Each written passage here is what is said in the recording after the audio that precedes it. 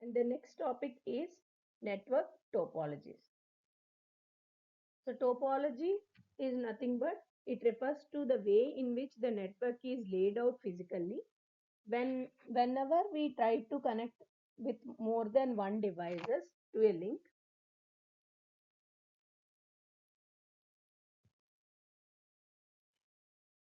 two or more links form a topology. The topology of a network is geometrical representation or relationship of all the links and the devices. It is mainly referring how different devices and links are organized and connected with each other. We can simply say that it shows the network or the layout of the network. A network is generally formed when one or more devices connect to a link. When multiple links are combined, they form the topology.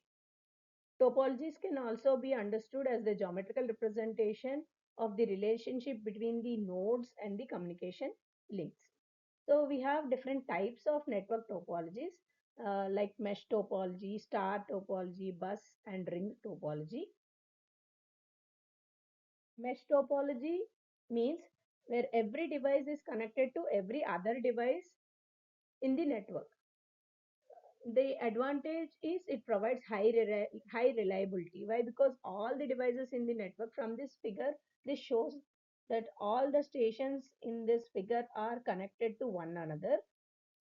So the advantage of this kind of network is they provide high reliability, but the drawback of this network is it is complex and costly. And coming to the number of half duplex links that are required to form a mesh topology, that is n into n minus 1, where n indicates the number of stations. And number of full duplex links is n into n minus 1 by 2.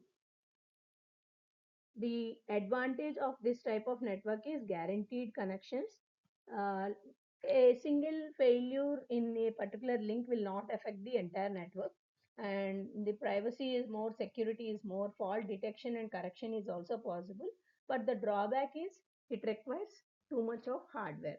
Why? Because every device is connected to all other devices in the network, and the installation cost is also high, and reconnection is difficult, and there is a high chance of redundant connections in this kind of topology. And the next topology is star topology. Here in star topology, all the devices are connected to a central hub or a switch. It is easy to manage and widely used in modern networks. And the devices are not directly linked to one another, but hub is going to act as an exchange. We can see from this diagram that all the devices in the network are connected to the central hub. It is less expensive than the mesh topology. Why? Because the number of links that are required to connect all the devices in the network are being drastically reduced. It is easy to install and reconfigure, and adding and deletion of the particular link is easy. Why? Because all the links are connected to the central hub only. If one link fails, only that link will be affected, and the rest of the network will be uh, functional. But the drawback is if hub goes down, the entire network fails. So hub should be very powerful in processing the particular data in the network. And the next topology is bus topology. Bus topology, all devices share a single communication line. It is simply um, like the data sharing is high in bus topology. All nodes are connected to the bus cable by using the drop lines, and it is easy to install and easy to expand also. Uh, Very less requirement of cables here, and generally we prefer bus topology in LAN, where you see in your laboratories.